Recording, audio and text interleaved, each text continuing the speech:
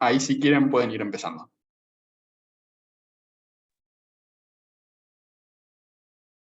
Muchas gracias, Juan Bautista.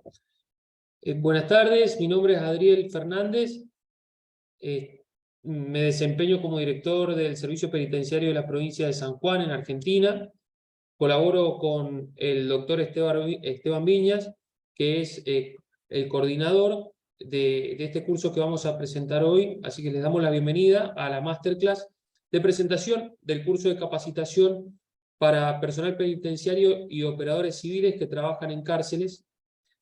Voy a pasar a presentar brevemente a los tres expositores del día de hoy.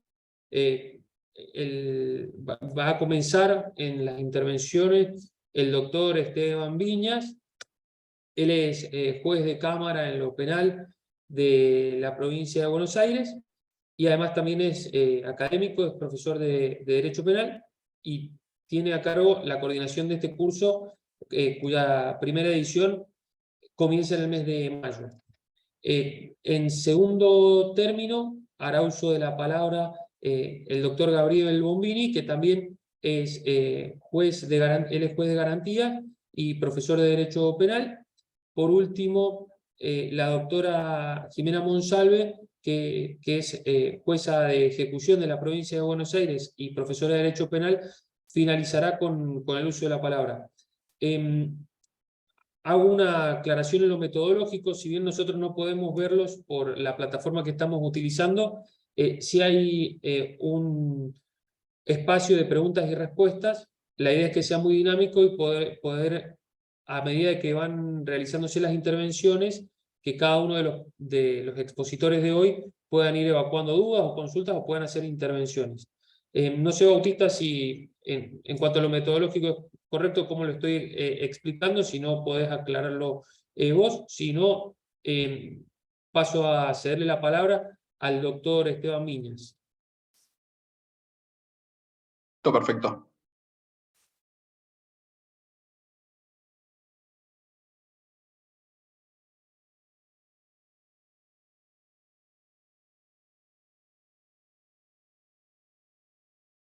Doctor, está muteado.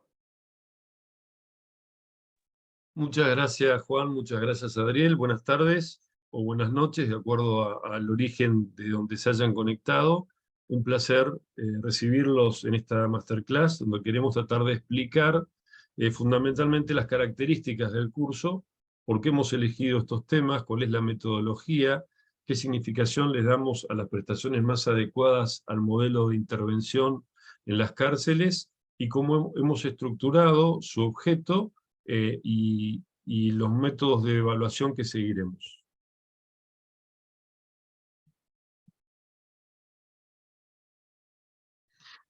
El objetivo general de este curso fundamentalmente es la formación interdisciplinaria de las personas que cumplen funciones en servicios penitenciarios de distintos países.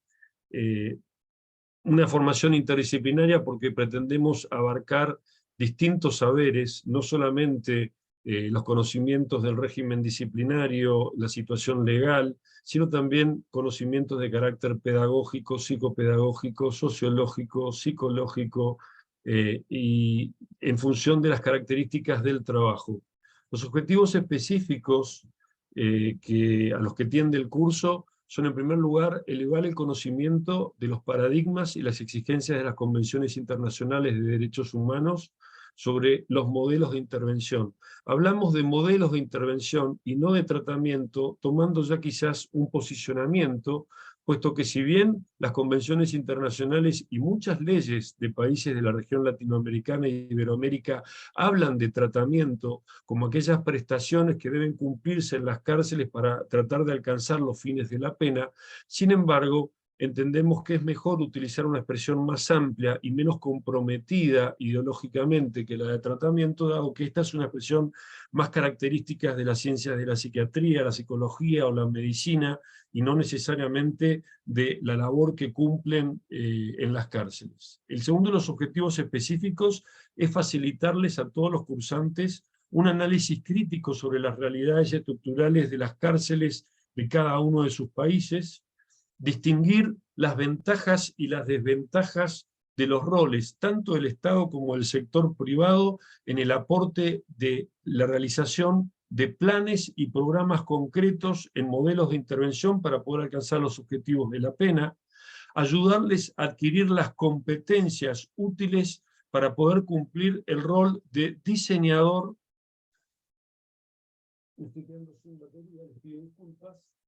El rol de diseñador de planes y acciones concretas de trabajo en los establecimientos donde cada uno de ustedes trabajen.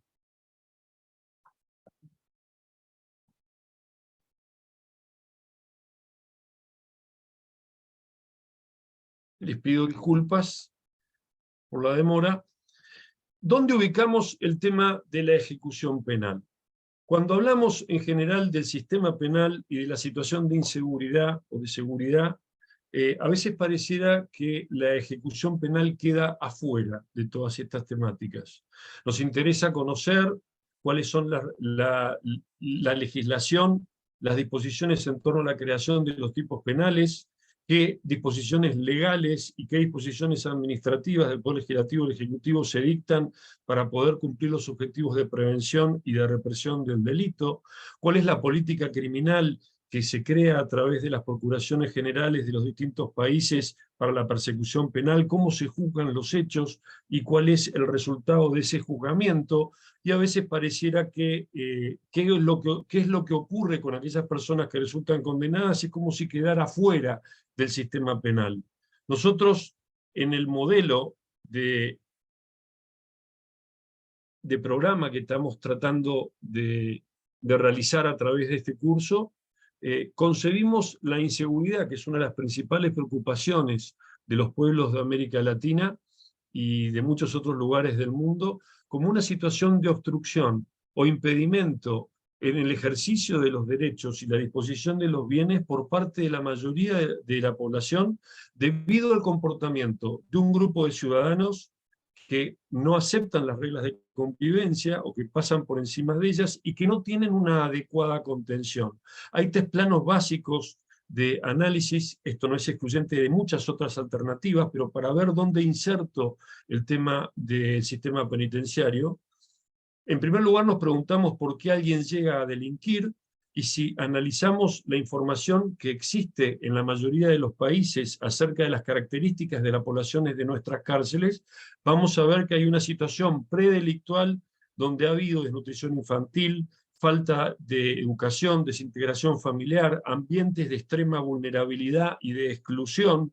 Esos son ámbitos donde no solamente el Estado puede trabajar, sino el sector privado también debe trabajar. Otro ámbito es, a partir del momento en que se comete una infracción penal, es necesario asegurar el juzgamiento adecuado de esa conducta, la investigación, la determinación de si hay autores que han cometido una conducta criminal y eventualmente una condena. Y por último, llegamos a la instancia de las personas condenadas. Y es aquí donde entendemos que no podemos dejarlo afuera del sistema penal, puesto que no podemos aceptar la idea de que las personas condenadas deban ser excluidas completamente de la sociedad. Tenemos que hacer algo con ellos, y hacer algo debe apuntar fundamentalmente a su reincorporación, a su resocialización, para lo cual es necesario implementar metodologías concretas. Este es el sentido del curso. En América Latina se critica mucho el sistema penitenciario. Se hablan de disposiciones legales, partidas presupuestarias, y se habla poco de qué es lo que hacemos adentro de la cárcel. Para poder concretar estos modelos de qué es lo que hacemos, necesitamos brindar capacitación. ¿Por qué hemos puesto como tema central el curso? Porque entendemos precisamente que es la piedra de toque. En la joyería, en el ámbito de la joyería, la piedra de toque es aquella piedra que permite determinar cuál es la calidad del resto de las piedras preciosas. Es la piedra más importante. Si nosotros queremos alcanzar los fines de la pena en nuestros países, tenemos que por lo menos hacer un esfuerzo, y ese esfuerzo requiere implementar modelos que valgan la pena. Para ello es necesario capacitar, porque nadie puede hacer y dar a otros lo que no tiene. Las cárceles en general pueden ser vistas desde 2 visiones muy amplias. puede haber un montón de alternativas, pero voy a señalar lo básico. Desde una visión punitivista, la finalidad del sistema carcelario es la exclusión y el control social. La pena es un castigo, el sujeto condenado se lo considera una cosa, un reo, y la prioridad del sistema es la seguridad y la subsistencia del sistema. Por lo tanto, en estos establecimientos los modelos de intervención son ficticios. Mientras que en una visión humanitaria, la pena tiene como finalidad fundamentalmente la readaptación social, la resocialización, es un medio para alcanzar ese objetivo. La persona que ha sido condenada es un ser humano que debe ser reconocido como persona y con una dignidad particular, y el modelo de intervención no puede ser algo ficticio, tiene que ser algo real.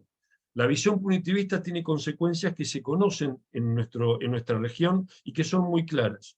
Cuando la prioridad es la seguridad, entonces la regla es que nadie tiene que salir, no hay progresividad.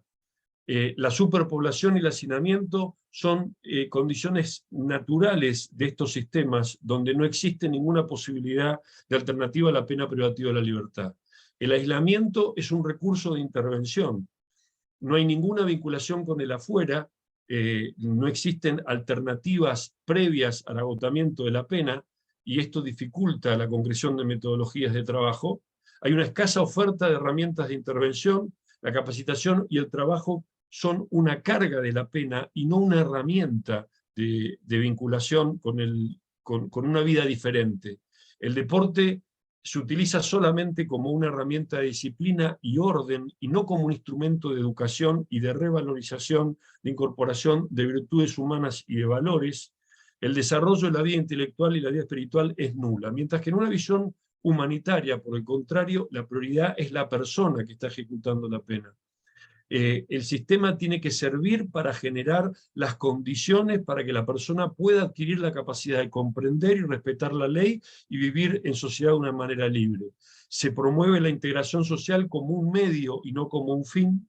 La progresividad implica la necesidad de la apertura a alternativas antes del agotamiento de la pena para poder ir probando las respuestas que ha tenido el sistema en la persona. El deporte es una herramienta educativa, es una herramienta de incorporación de valores, y se promueve el desarrollo de la vida intelectual y de la vida espiritual.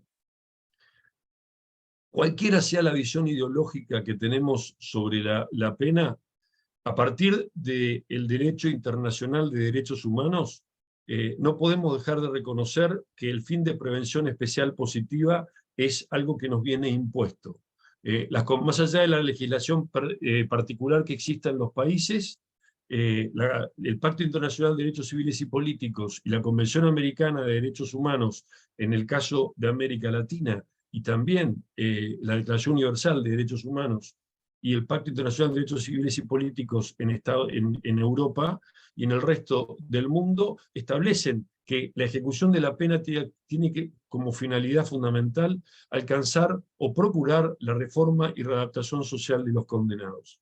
Las reglas de Mandela en el año 2014 señalaron, junto con este objetivo, el objetivo de evitar la reincidencia. Lo cierto es que cualquiera sea la visión que tenemos, no podemos dejar de desconocer que a partir de lo que nos imponen las convenciones internacionales, la persona que ha sido condenada no deja de ser persona y tiene un derecho emergente de su dignidad humana.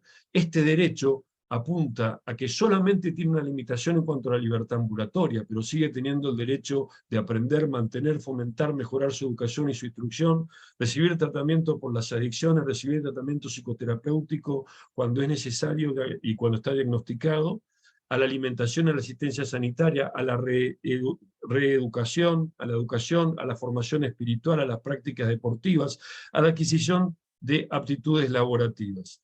A partir de esta idea, en el curso nosotros vamos a proponer analizar todos los modelos que vamos a exponer de intervención bajo una idea fundamental. El objetivo es desprendernos de cargas ideológicas y quizás impregnar más de antropología el objetivo. El destinatario es un ser humano, por lo tanto el tiempo que está privado de la libertad no puede ser un tiempo inútil.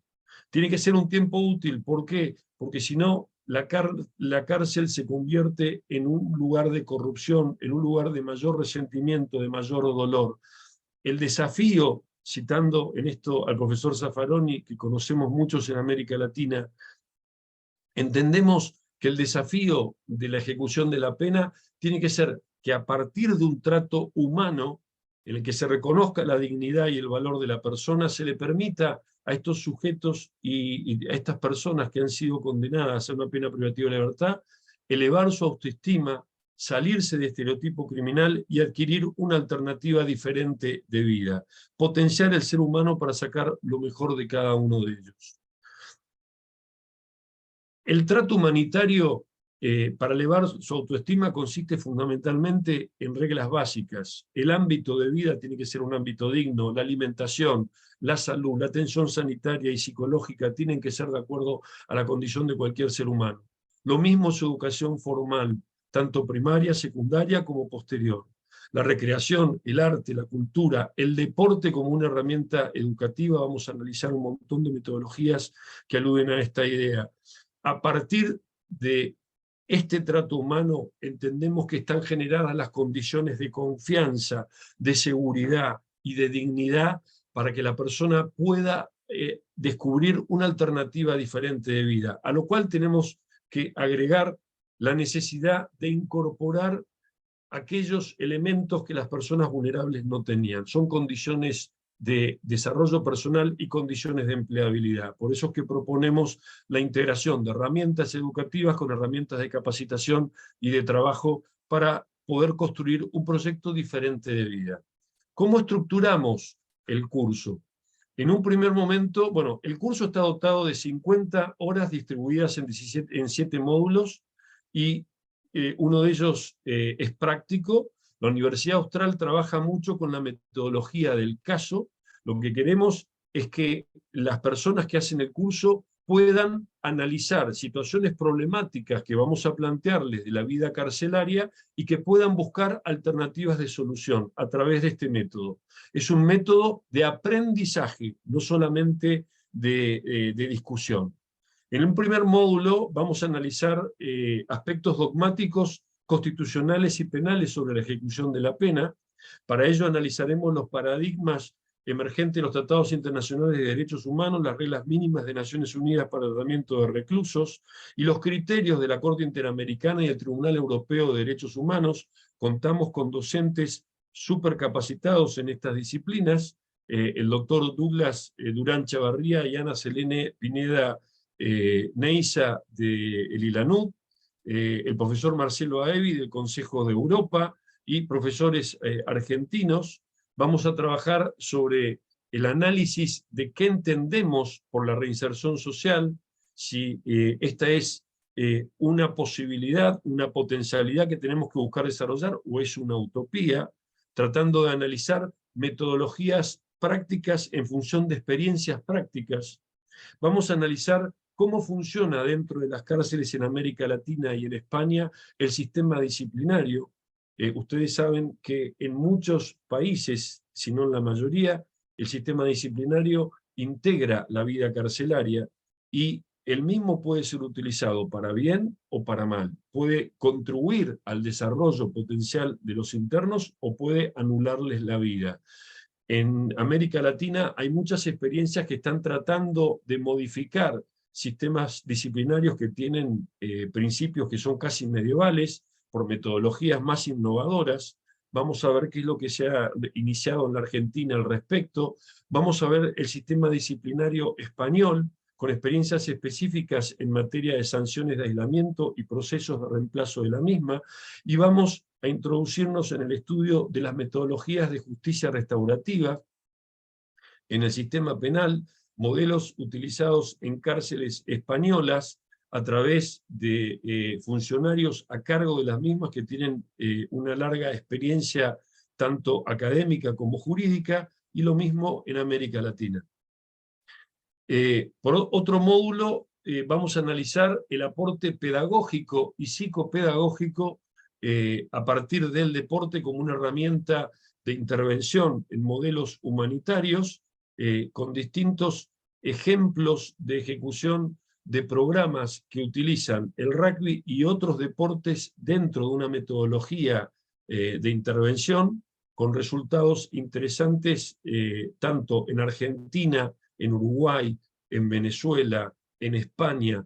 Lo interesante de todos estos programas es que los que van a exponer son personas que los están ejecutando, que han diseñado y que están ejecutando estas metodologías, y el sentido de estas intervenciones es permitir la generación de una sinergia entre los participantes y estas personas, y estas instituciones y estos modelos, para poder encontrar metodologías que cada uno de los participantes después puedan ejecutar en su país. Nos van a exponer acerca del modelo de Punta de Rieles y el modelo APAC, que en América Latina, hoy el profesor Bombini va a decir algunas palabras en torno a este tema, han sido muy interesantes y están teniendo un resultado. El modelo APAC se está expandiendo de Brasil a otros países, y el modelo de Punta de Rieles también. Después vamos a analizar experiencias innovadoras en la atención diferenciada de personas privadas de la libertad. La gente del IRANUD nos va a explicar cuáles son sus experiencias innovadoras en algunas cárceles en América Latina. Vamos a analizar metodologías terapéuticas para situaciones problemáticas de determinados sectores poblacionales de las cárceles, y todo el contexto de la prisión y determinados colectivos, las mujeres, la situación de las personas transgénero, el LGTB, etc. Por último, vamos a tener dos aspectos prácticos interesantes. Por un lado, la visión de los jueces de ejecución acerca de qué es lo que ellos ven en estos países de América Latina y de España, de cómo están las cárceles en materia de intervención y de cumplimiento de los fines de la pena, pero además ellos nos van a exponer qué es lo que entienden que desde la judicatura se puede hacer para mejorar la situación. La otra visión práctica va a ser la de un grupo de funcionarios penitenciarios de Argentina y de España, quienes nos van a contar cuáles son las problemáticas que viven y qué herramientas están utilizando para poder superar esa situación. Y por último, vamos a darles una metodología para que ustedes puedan concretar la evaluación de aquellos que deseen aprobar el curso con un trabajo final. Este trabajo final va a versar, en primer lugar, sobre un resumen de los contenidos básicos que ustedes captaron en el curso. Van a elegir algunos de los modelos que les hemos mostrado para poder desarrollarlos un poco más, y van a tratar de exponer alguna iniciativa personal de qué es lo que ustedes quisieran hacer en los lugares donde cumplen su trabajo específico. Ese es el contenido del curso, y hasta aquí es el objeto de mi intervención.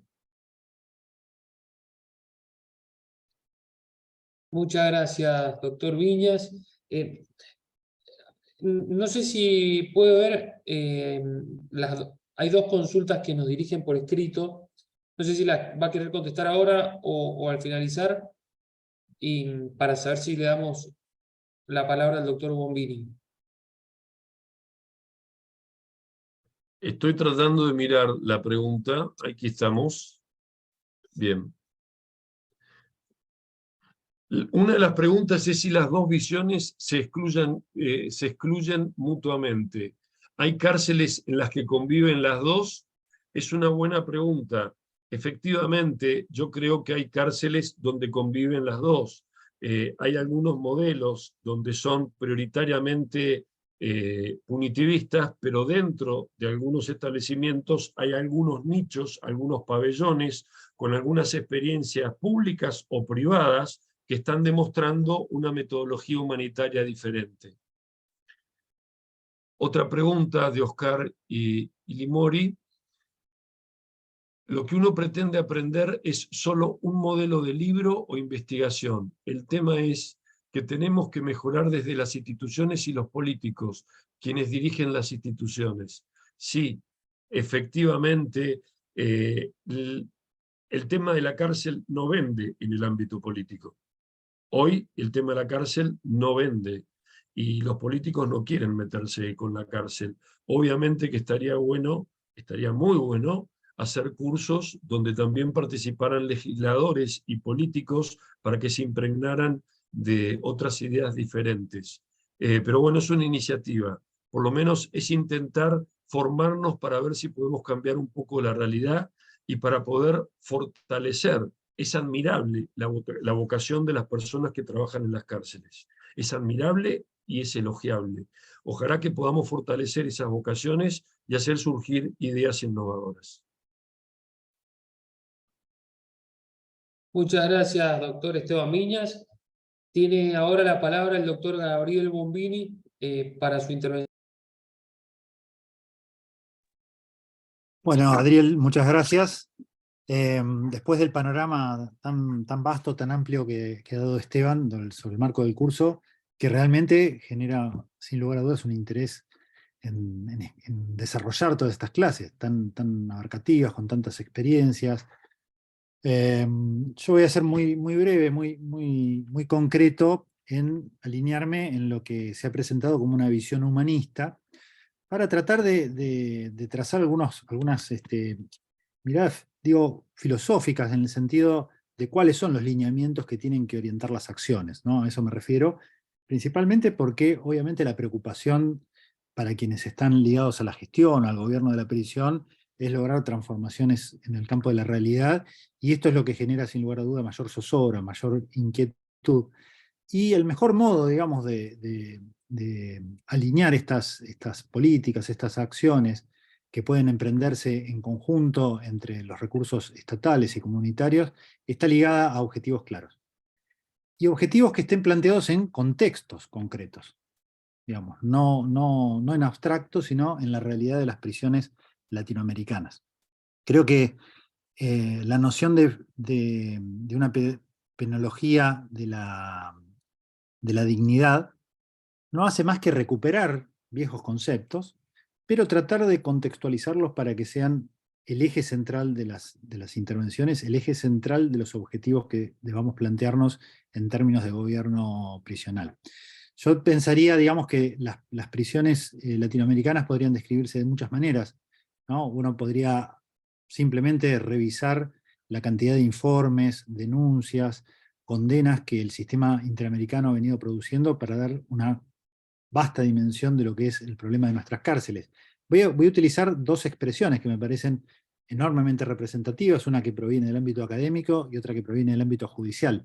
La primera es pensar a las prisiones latinoamericanas como propiamente enmarcadas en políticas de encarcelamiento masivo. Hoy, las dimensiones cualitativas del encierro en muchos de nuestros países están adquiriendo aquella dimensión que en el ámbito anglosajón, principalmente para reflejar lo que sucedió en los años 90 en Estados Unidos, se llamó de ese modo, encarcelamiento masivo. Estamos padeciendo en nuestros países el desarrollo de estas políticas que generan, obviamente, no solamente a nivel cuantitativo, la ruptura de todos los récords de tasas de encarcelamientos en términos absolutos en muchos de nuestros países, sino también desde un punto de vista cualitativo, el impacto que esto tiene en términos de hacinamiento, en términos de sobrepoblación y en términos principalmente de privación de derechos. Este me parece que es el lenguaje desde el cual reconstruir cualquier intervención normativa y cualquier intervención en términos de políticas activas. El lenguaje del derecho, el lenguaje de la dignidad como guía, como objeto, y el lenguaje de la reposición y la satisfacción de derechos en contextos complejos. Ahora, desde un punto de vista judicial, en la provincia donde yo trabajo, los más altos tribunales, tanto el Tribunal de Casación Penal como la Suprema Corte de la provincia de Buenos Aires, han descrito un escenario muy particular como el de la provincia de Buenos Aires, enmarcado en estas políticas de encarcelamiento masivo que podríamos ampliar a América Latina, como una situación de grave crisis humanitaria. Creo que esa frase que acuñan estos altos tribunales no es simplemente una denuncia de movimientos críticos de la cárcel, o desde un punto de vista académico, lecturas de criminologías críticas. No, son los más altos tribunales, en este caso de una provincia enormemente devastada a nivel carcelario por el crecimiento de estas políticas de encarcelamiento masivo, las que han llevado a que lo definan de ese modo. grave crisis humanitaria. En el contexto de una grave crisis humanitaria, creo que la noción de dignidad debe ser retomada. Debe ser retomada, vuelvo a insistir, no porque sea un concepto novedoso, es un concepto clásico desde el liberalismo del siglo XIX, venimos hablando de que la guía o la orientación en materia de ejecución penal viene ligada al respeto de la persona humana, a los principios de dignidad, sino que debe ser el foco de nuestras intervenciones. Digo, conviviendo con otro tipo de penologías que creo que en este escenario de grave crisis humanitaria hay que definitivamente abandonar, ¿no? Toda expectativa correccionalista de tratamiento para la transformación individual encierra, sin lugar a dudas, una criminología positivista que creo que en este marco de grave crisis humanitaria no tiene, sin lugar a dudas, ningún asidero. El modelo de prisión-depósito, ¿no? Es decir, esos espacios simplemente para que las personas transiten un tiempo de privación de libertad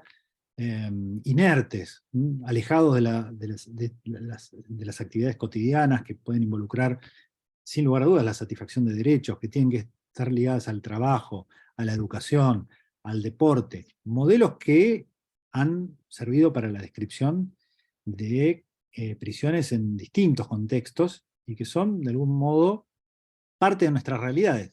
Recupero esa intervención que recién se hacía en torno a la convivencia de modelos, ¿no? Digo, uno podría pensar en que en un mismo establecimiento carcelario, las prisiones con expectativas de reeducación y con realidades de prisión-depósito claramente conviven. Creo que la salida a este escenario tiene que ver con recuperar el principio de dignidad, que implica no solamente revisar el modelo teórico para quienes cultivamos el derecho de la ejecución penal, sino también el concepto mismo que señalaba el profesor Viñas en relación a la definición normativa convencional de la resocialización. Pero también, en un tercer nivel, la puesta en marcha de prácticas concretas. Yo me centraría en este momento a ratificar el concepto que se mencionaba en torno a que cualquier interpretación que tenga que ver con las convenciones internacionales y estas expectativas de resocialización tiene que ser reinterpretado en términos de trato digno, ¿no? Una penología de la dignidad tiene que centrarse no ya en aspiraciones, vuelvo a insistir, de disciplinas de la conducta que puedan transformar individualmente a las personas. Esto podrá solo hacerse si es que se respetan adecuadamente sus derechos y si este trato es digno. No tanto con las expectativas de transformación científica, sino empíricamente en contextos de grave crisis humanitaria, respetando adecuadamente sus derechos, generando las condiciones de satisfacción de derechos que se ven vulnerados. Todos sabemos que la privación de libertad, que es el único derecho que desde el punto de vista legal parecería que la prisión abarca, se proyecta sobre otra infinidad de restricciones, de limitaciones, de padecimiento, de dolores, que no son más que restricción de derechos. Entonces, la penología de la dignidad se orienta a un trato humano. Un trato humano es satisfacer esos derechos. Los derechos que las personas traen consigo, por esa sola condición, que deben respetarse en el ámbito carcelario, más aquellos que adquieren en la relación de sujeción especial a la cual el Estado la somete y que, como la Corte Interamericana ha dicho en forma reiterada, posiciona como garante para que el Estado logre que efectivamente sean satisfechos en la realidad. Desde esta perspectiva, que quita todo viso tractamental a la intervención penal, desde una perspectiva de satisfacción de derechos es que tenemos que enfocar una penología de la dignidad. Ahora digo, hasta el escenario de discusión o de debate conceptual, incluso de interpretación normativa, creo que podemos generar conceptos. El desafío del curso es lograr que esta conceptualización, que podemos discutir, podemos compartir, podemos disentir en algunos aspectos, logre realidad. Y ahí está, sin lugar a dudas, creo, el aporte que el curso que ha diseñado el profesor Viñas, como lo ha mostrado, ¿no? Con exhaustividad, con relevamiento de experiencias de distintas latitudes, nos puede generar un diálogo y un debate fructífero, ¿no? Porque Pensemos que desde este punto de vista, la satisfacción de estos derechos se logra sobre la base del despliegue de experiencias. El conocimiento de estas experiencias, la posibilidad de compartirlos con actores de distintos países, con distintas funciones del campo judicial, del campo penitenciario, del campo comunitario, de personas privadas de libertad, de personas que legítimamente también tienen una expectativa en que la prisión cumpla una función también en términos de seguridad pública. Esto el propio sistema interamericano lo reconoce y lo expresa explícitamente. Todos tenemos de algún modo la expectativa de que respetando la dignidad de las personas, satisfaciendo derechos, esas prisiones que están en una grave crisis humanitaria generen menor dolor. Y al generar menor dolor, también tengan un impacto positivo en nuestras comunidades. Hay experiencias de todo tipo y creo que el modo de enriquecer también, como metodología pedagógica, es el aporte que cada participante puede hacer, haciendo conocer pequeñas experiencias, reflejando. Digo, yo me voy a referir también en mi intervención, en su oportunidad, más allá que hay compañeros y compañeras que van a desarrollar con más exhaustividad, algunas experiencias puntuales. Mencionaba el profesor Viñas la ZAPAC en Brasil, la experiencia de Punta Rieles en Uruguay. Fíjense qué experiencias significativas para retomar, pero cuidado, no perdiendo de vista los contextos, ¿no? Digo, cada espacio prisional es diferente, ¿sí? Cada sistema penitenciario es diferente, cada necesidad tiene sus particularidades, ¿no? No podemos referirnos en términos tan generales cuando hablamos de prisiones masculinas, femeninas, la privación de libertad de jóvenes, las problemáticas del colectivo LGTBI, las personas extranjeras, las situaciones de discapacidad. Esto que se viene trabajando desde el sistema interamericano con fuerza en relación a la necesidad de que los enfoques sean particularizados, sean diferenciados para atender adecuadamente a las problemáticas. Entonces, no se trata simplemente de conocer estas experiencias para tratar de replicarlas acríticamente en otros contextos, sino desde cada espacio tratar de construir aquello, tomando, conociendo, debatiendo, tratando de construir aquello que puede ser una intervención positiva en el ámbito donde cada quien tenga su función. Entonces, sintetizando, para cuando nos encontremos, mi exposición va a estar ligada a esto, ¿no? A definir contextualizadamente, en un contexto de grave crisis humanitaria, lo que significa retomar el principio de dignidad, y que significa simplemente replantearse problemas a nivel teórico, reinterpretar los textos normativos con esta orientación de satisfacción de derechos, y finalmente poner en práctica acciones a partir del debate fructífero del curso. Les deseo muy buen curso a todos a quienes se sumen, y sin lugar a dudas vamos a disfrutar de este debate, en definitiva, para tratar de reducir el sufrimiento y el dolor en nuestras prisiones latinoamericanas. Gabriel, hay dos preguntas que te han hecho. Te leo la primera. No sé si las tenés, las podés ver vos. Si las lees mejor, si vos tenés Bien. posibilidad, porque ahora las veo. Bueno, ¿las podés ver? Sí, Si no, dice, buenas te las tardes, leo. comentario, Buenas la tardes. crisis humanitaria llega a todos los sectores, ¿por qué no llegaría a las cárceles? Pregunta, ¿se apunta a que una cárcel sea una isla de dignidad?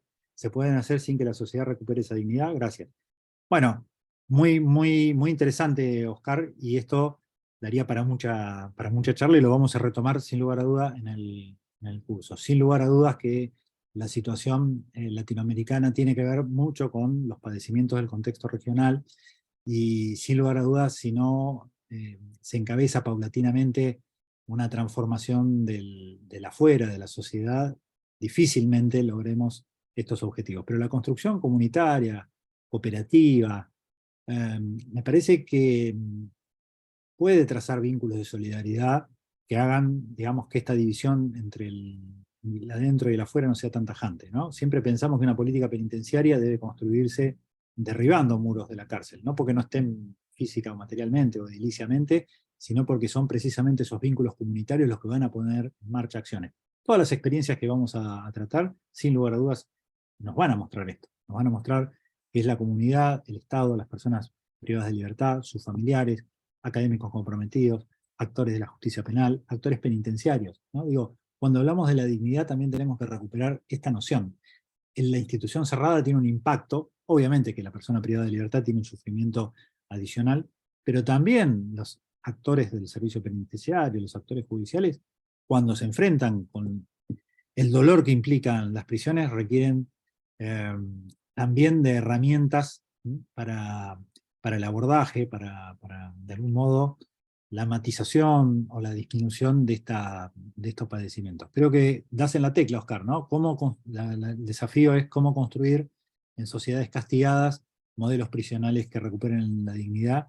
Yo estoy convencido de que es factible. Las experiencias que vamos a mostrar creo que van a ser un buen ejemplo, y sin estar en el camino de la entera utopía, pensando en las realidades, no obstante, convencidos de que el camino hay que emprenderlo y los desafíos hay que enfrentarlos. Walter dice, creo que en esta humanización de las cárceles y la dignidad de las personas también debería reverse el tratamiento de las visitas con requisas vergonzantes muchas veces, y así los familiares también se alejan. Sin duda, ¿no?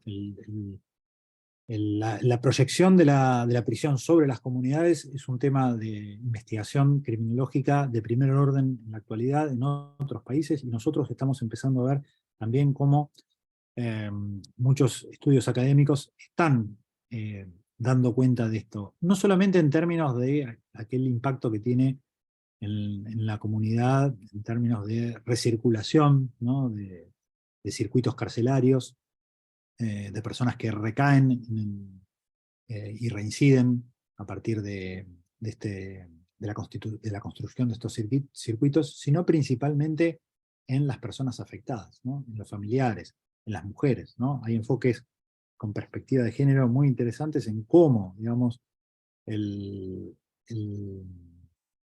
las políticas de encarcelamiento masivo se reflejan en estas comunidades y en estas subjetividades en forma específica. Y sin lugar a dudas, ¿no? Estoy hablando, yo lo presento de modo más general, pero el tema al que vos apuntas, sin lugar a dudas, el de las requisas, es un tema crucial en términos de violación a derechos humanos, ¿no? Nuestro país ha sido denunciado, ¿no? Ante la Comisión Interamericana, y tenemos a partir de ahí que dar cuentas en esta materia, y vamos a hacer algunas menciones, ¿no? Porque, como decía, los derechos no solamente son aquellos que tiene la persona, ¿eh? como previo a la experiencia carcelaria, que detenta como tal y que es parte de su dignidad, sino aquellos que específicamente surgen de la relación penitenciaria, y el derecho a un trato digno, el derecho a que esas visitas puedan ser bien recibidas, no padezcan adicionalmente, ¿no? No solamente es parte de una prohibición del orden convencional, sino que es un desafío a nuestras prácticas cotidianas. Así que gracias, Walter, también lo retomaremos de forma más extensa al momento de la clase.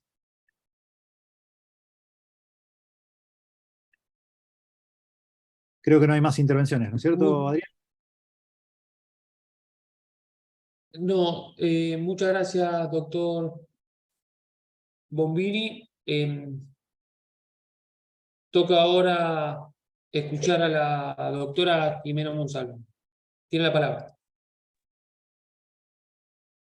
Hola, ¿cómo están? Buenas tardes a todos y a todas en todas las regiones. Sé que están conectados no solamente desde nuestro país, sino también desde otros países. Estoy muy contenta con esta propuesta del profesor Viñas. Mis colegas que me precedieron, el doctor Bombini, son personas que admiro mucho en su función y se destacan académicamente. Creo que esta es una propuesta muy interesante que atraviesa muchos de los temas que hoy nos importan y que nos preocupan sobre todo. Y creo que en mi caso, que soy jueza nacional de ejecución penal desde hace 8 años, puedo hablar en primera persona de muchas de las dificultades u obstáculos que nosotros en el desarrollo de nuestra función observamos. La propuesta del doctor Viñas ha sido incorporar no solo la mirada de la ejecución penal y de la justicia de ejecución penal argentina, sino también invitar a profesores y profesoras que también son jueces y juezas en otros países para que compartan también sus experiencias. Yo voy a compartir la pantalla para tocar muy rápidamente algunos temas que me parece que nos van a convocar. Primero, me gustaría que recogiéramos los Objetivos de Desarrollo Sostenible de Naciones Unidas, porque el objetivo 16, ustedes saben que estos objetivos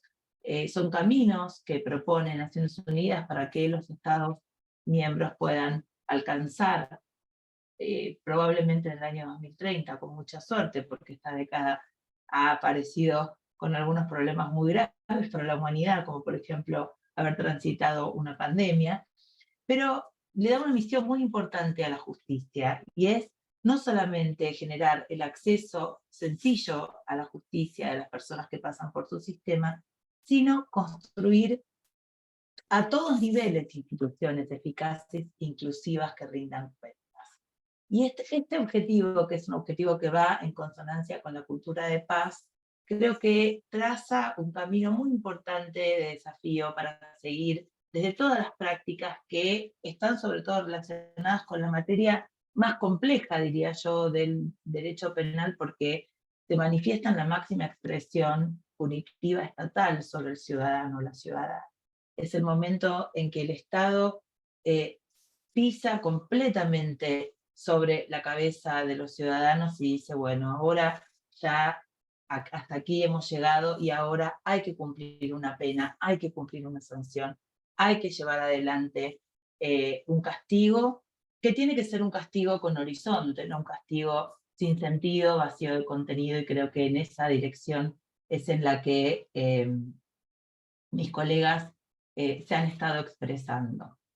Por mi parte, compartir también con ustedes una mirada que tiene que ver con la pena existencial. Nosotros estamos acostumbrados a que la pena se mide en tiempo, y ese tiempo es una sanción que en el momento en el que un tribunal tiene que determinarla, saca una foto de esa situación y dice, bueno, hoy, en el aquí y ahora, esto es lo que corresponde cumplir.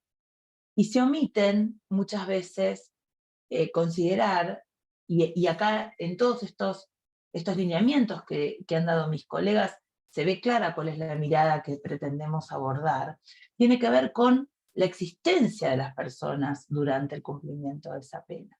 Esa pena no va a ser igual para todas las personas, porque en sus historias particulares de vida vamos a encontrar factores diferentes que van a hacer que el sufrimiento no sea idéntico, que las situaciones de vida que sucedan en ese tiempo no sean iguales. Entonces aquí es donde aparece esta necesidad de límite, ¿no es cierto?, de límite y de sentido. El Estado no puede castigar ilegítimamente, no puede castigar ilimitadamente. Seguramente la persona, para poder explicarlo con palabras sencillas, seguramente aquel que es padre cuando está preso, o que ha perdido un familiar querido, o un familiar suyo ha estado enfermo, o transita él mismo una enfermedad en ese contexto, no va a sentir igual que el otro.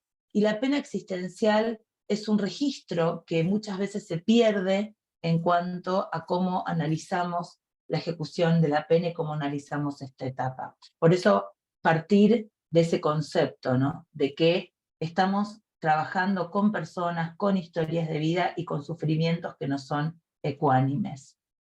Bueno, me gustó buscar alguna prueba de cómo está compuesta las personas para las que vamos a pensar durante todo este curso. Y la verdad que hay escasa evidencia. Sabemos que en Argentina la evidencia que se recoge es bastante poca y mala. Pero bueno, tomé de un estudio del CELIP, de la Universidad Nacional del 3 de Febrero, algunos indicadores que nos hacen pensar en por qué vamos a tener que trabajar con otros tipos de intervenciones. De 1.000 personas que están alojadas hoy en las cárceles federales de Argentina, contestaron lo siguiente, que el 36,8% provenía de un hogar con violencia. El 58,6% tenía amigos que delinquían al momento de ser detenidos. El 37,5% tenía algún familiar en prisión. El 55,2% manifestó presencia de bandas delictivas en su barrio. El 33,2% se había desvinculado de su hogar a una edad temprana. El 32,6% reconoció haber consumido drogas o alcohol dentro de las 6 horas de cometer un delito. El 40,1% llevaba un arma al momento de cometer el delito. Y el 56,6% refirió entender poco o nada de lo que sucedía en su juicio. Que esto me parece absolutamente revelador, ¿no? Porque estar transitando una respuesta penal y no comprender o no entender es un elemento que nos tiene que preocupar y mucho. Y tomando dos valores muy importantes, que son las tasas de encarcelamiento en un parámetro de 20 años, las últimas que tenemos son de 2021, así que tomé 2021 y 2001, y bueno, en 2001 teníamos una tasa de encarcelamiento de 110 personas cada 100.000 habitantes, y hoy, o por lo menos la última cifra limpia que tenemos, es de una tasa de 224 personas cada 100.000 habitantes. Esto quiere decir que superamos la duplicación en cantidad de personas detenidas en nuestro país. Claramente hay algo de las estrategias pensadas en relación a la finalidad de la pena que no estaría o no habría surtido ningún tipo de efecto.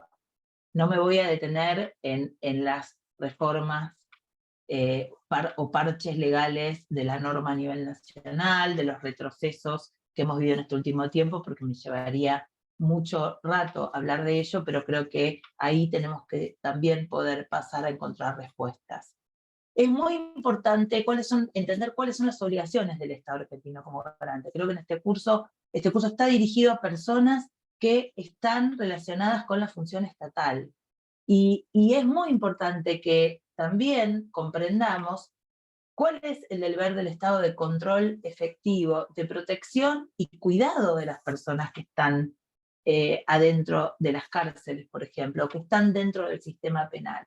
¿Cuáles son los deberes? ¿Cuáles son las obligaciones?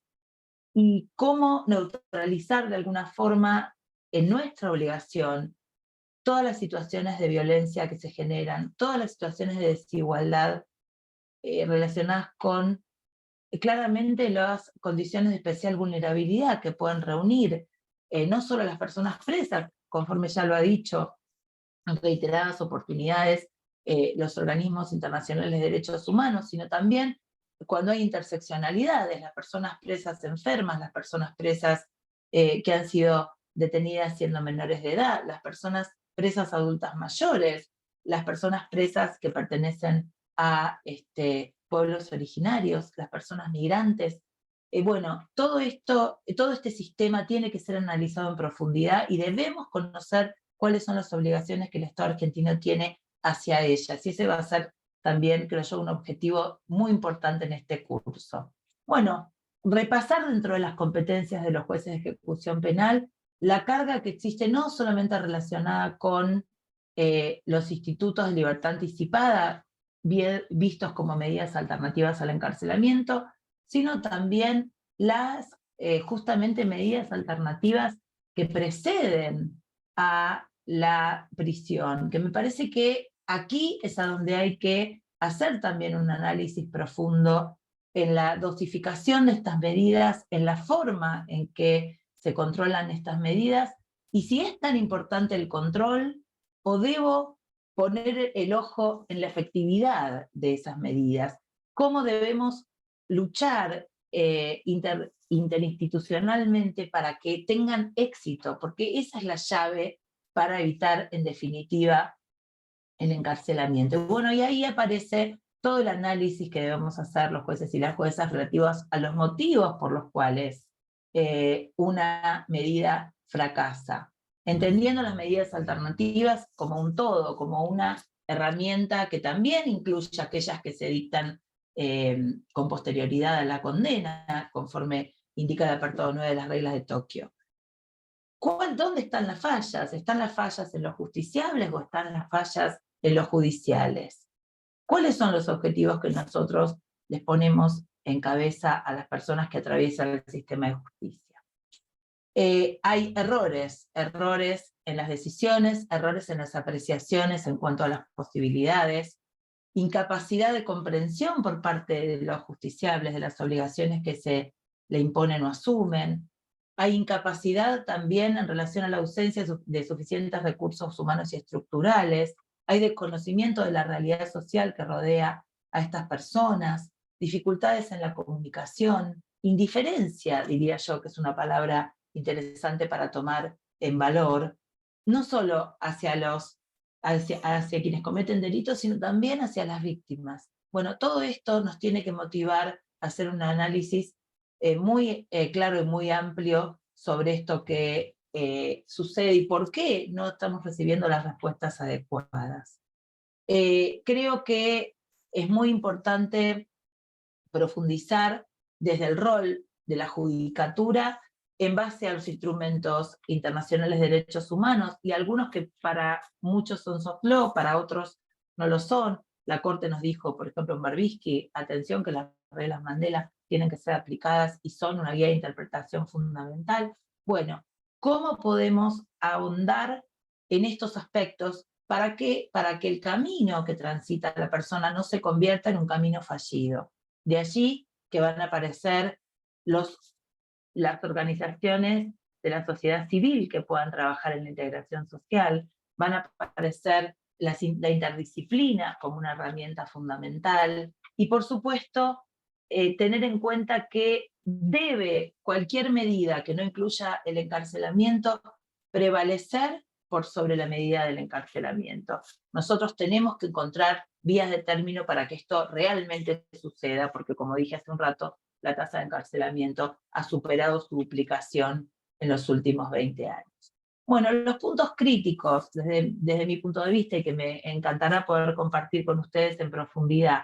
Por supuesto, pensar en el modo de asegurar derechos, porque aquí hay una tensión constante. Y los jueces no solo tienen que asegurar los derechos de las personas que pasan por el sistema penal, sino también de las víctimas.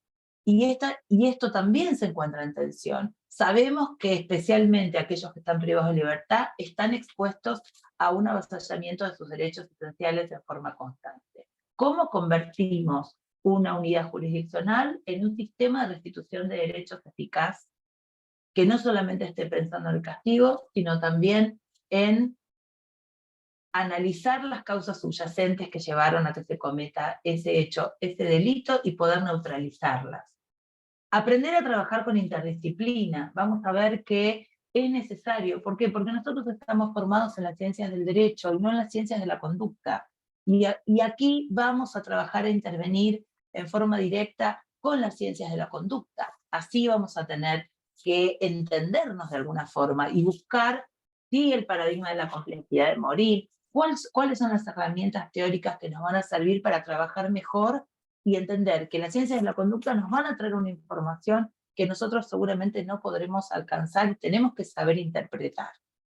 ¿Cómo fortalecer las relaciones interinstitucionales? El juez solo, desde atrás de un escritorio, no va a poder resolver absolutamente nada si no tiene los vínculos, las redes suficientes como para contar con el auxilio de otros actores que son esenciales dentro de la ejecución de la pena.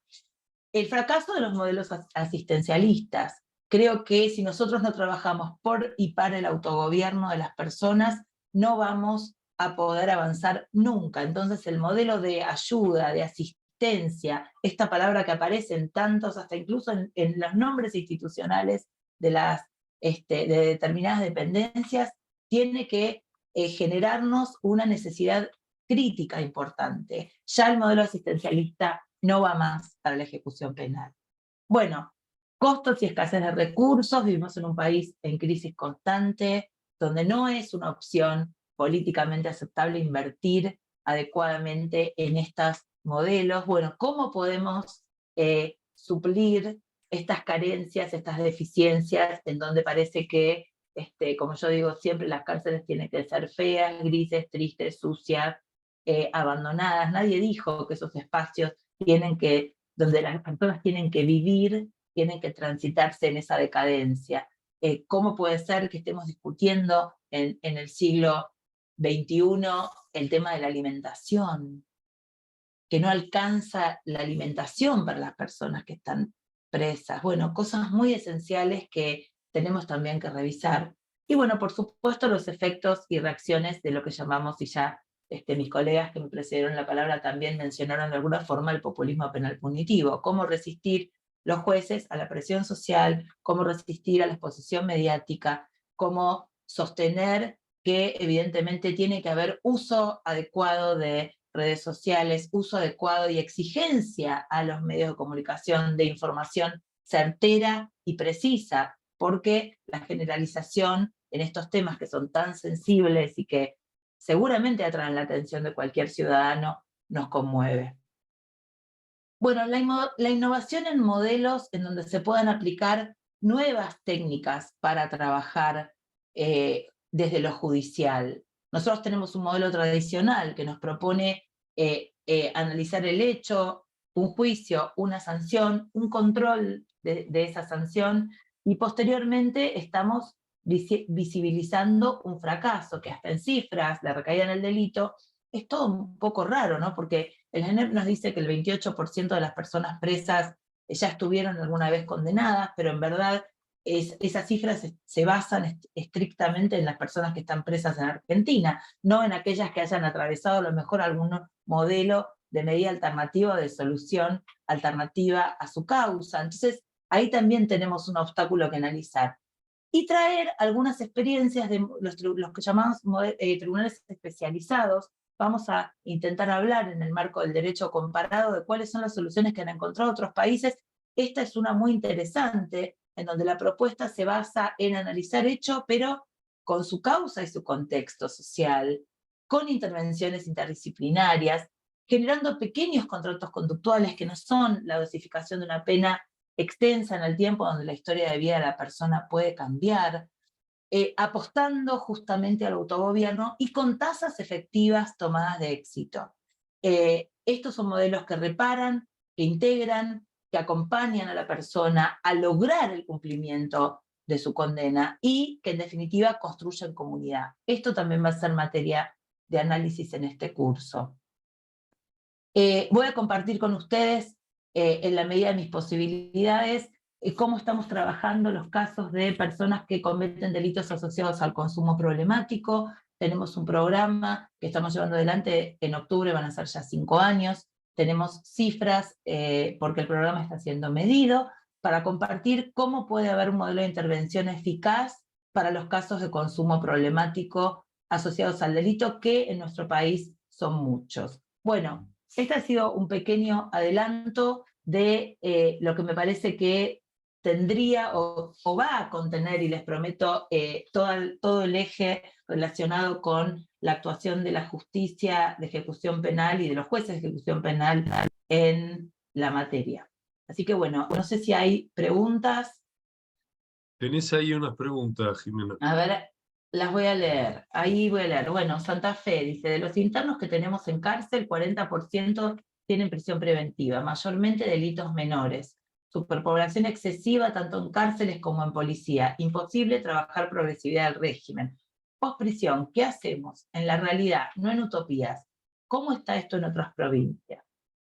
Bueno, este es el diagnóstico fantástico que hace Walter de una situación que es totalmente conocida. Sabemos que la República Argentina es un país heterogéneo en cuanto a todas estas cuestiones y posibilidades. Cada provincia en su sistema de ejecución de la pena, en particular, y esto sí lo digo como cabeza de la Asociación Argentina de la Justicia de Ejecución Penal, donde trabajamos específicamente con las provincias, ustedes saben que cada comunidad tiene distintas deficiencias y distintas fortalezas.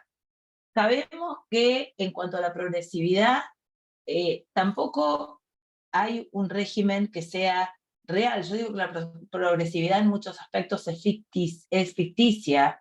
Hay una ficción de progresividad que no alcanzamos con el principio de judicialización, no alcanza todavía para poder intervenir adecuadamente. Y sabemos que hay una deficiencia total en cuanto a lo postpenitenciario, principalmente porque no hay un foco en justamente este momento que es tan importante. Yo creo que es el momento más crítico, cuando una persona después de estar mucho tiempo presa, por ejemplo, pone un pie por primera vez en la calle.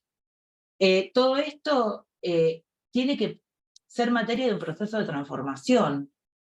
No estamos hoy igual que hace 5 años atrás o igual que hace 10. Yo creo que hemos avanzado en bastantes cuestiones relacionadas con la integración social, por eso vamos a ver en esta diplomatura o en este curso una cantidad de programas que aparecen como una luz y que piensan en el enlace específico entre lo que la persona le pasa adentro con el afuera.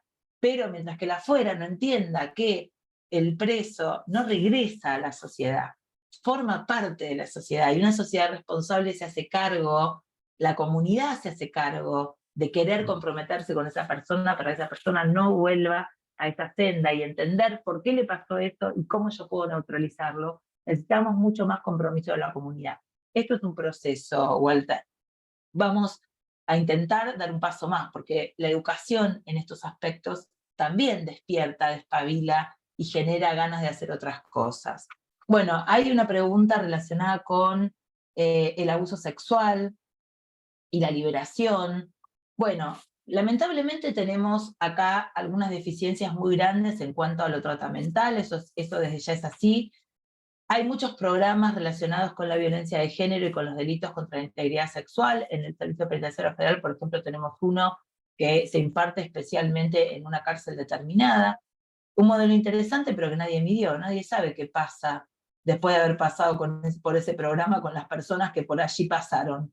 Entonces hoy estamos en un momento de crisis, hay una investigación interesante que está llevando adelante el CONICET para hacer una reformulación. Sabemos que los modelos que han sido exitosos, porque los hay, no todos los perfiles de abusadores son iguales, hay mucho para hablar sobre este tema, pero lo cierto es que los modelos que son exitosos combinan el trabajo individual con el trabajo para la comunidad, el reconocimiento de que hay un otro, entender que hay una víctima, que no es, ustedes saben que en general este tipo de delitos son delitos de poder, no son delitos de índole netamente sexual. Hay mucho para trabajar sobre este tema, es interesantísimo, y necesitamos hoy salir también de la ficción, porque hoy en día, a raíz de este populismo penal punitivo, también sabemos los que estamos a cargo de las unidades jurisdiccionales que no vamos a recibir informes positivos de personas que han cometido este tipo de delitos. No vamos a poder liberar anticipadamente a ninguno de estas personas, probablemente porque es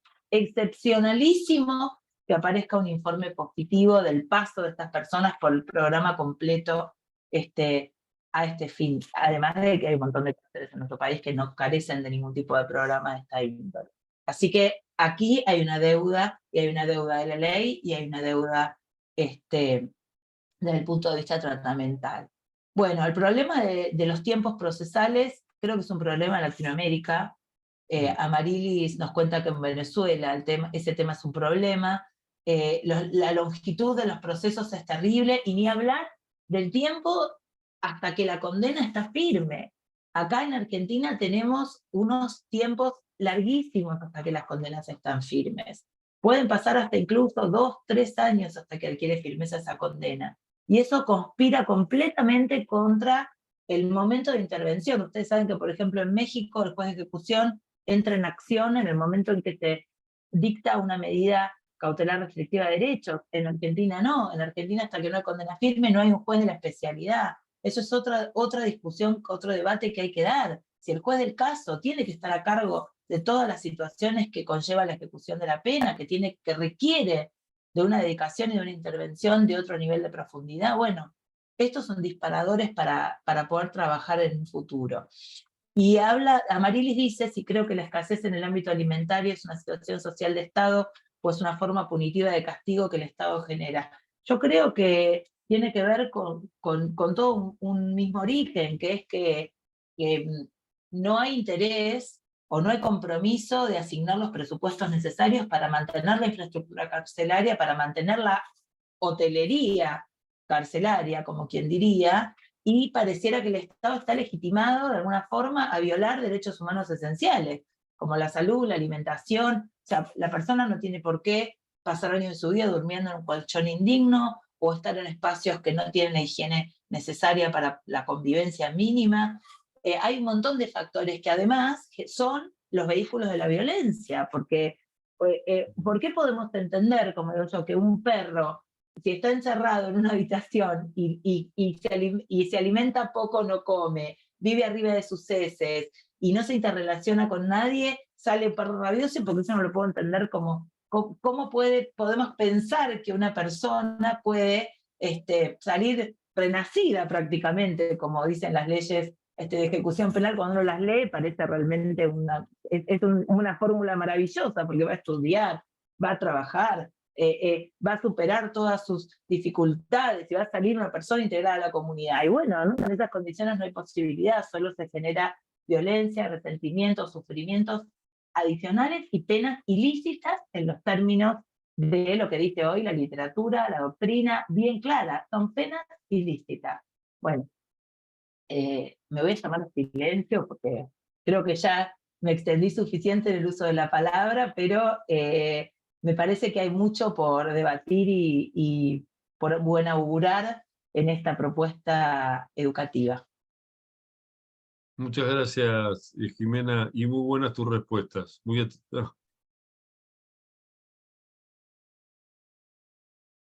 Bueno, Muchas gracias, doctora Monsalve. Cerralo vos, Adrián. No, muy bien. Voy a compartir solo un segundo. En muchas de las intervenciones o también en las preguntas me he dado por aludido, porque me toca estar al frente de una institución del Estado que tiene que administrar la ejecución de las penas que dispone el Poder Judicial. Entonces, pero creo que me voy a reservar para hacer alguna intervención durante el curso y dar mi punto de vista. No voy a decir del otro lado del mostrador, porque siempre lo comentamos con mi equipo de trabajo, somos auxiliares de la justicia en esta tarea. No es que estamos de un lado o de otro del mostrador. Cumplimos un rol específico. Bien, simplemente eso. Agradezco al doctor Viñas, al doctor Bombil, a la doctora Monsalve por sus intervenciones, a todos los que han participado de este curso. Seguramente han recibido información del mismo y el contacto de Alejandra, del Departamento de Admisiones, para hacer consultas de tipo administrativo. Ella está a disposición para evacuar cualquiera de ellas. Simplemente eso. Seguramente en pocos días más, doctor Viñas, tendremos alguna charla informativa más concreta, pequeña, por si alguien quiere conversar de manera directa con nosotros. Entonces, si quiere puede comentar un poquito de ello. Las fechas están definidas, ¿correcto, doctor? Sí, no tengo en este momento presente bien la fecha de la consulta, pero efectivamente estamos a disposición. La idea es que quienes deseen hacer una consulta informativa se lo comuniquen a Alejandra, María Alejandra Abdala. Ella nos va a comunicar a los docentes y vamos a hacer las reuniones que sean necesarias. Estamos a disposición para eso. Muy bien, bueno, entonces, si no hay más que comentar, damos por finalizada esta presentación. Y bueno, nuevamente muchas gracias a ustedes. Ahí María Alejandra comparte su correo electrónico para que puedan tomar nota quienes deseen hacer alguna consulta. Y estaremos en contacto pronto en el comienzo del curso. Muchas gracias y muy buenas tardes.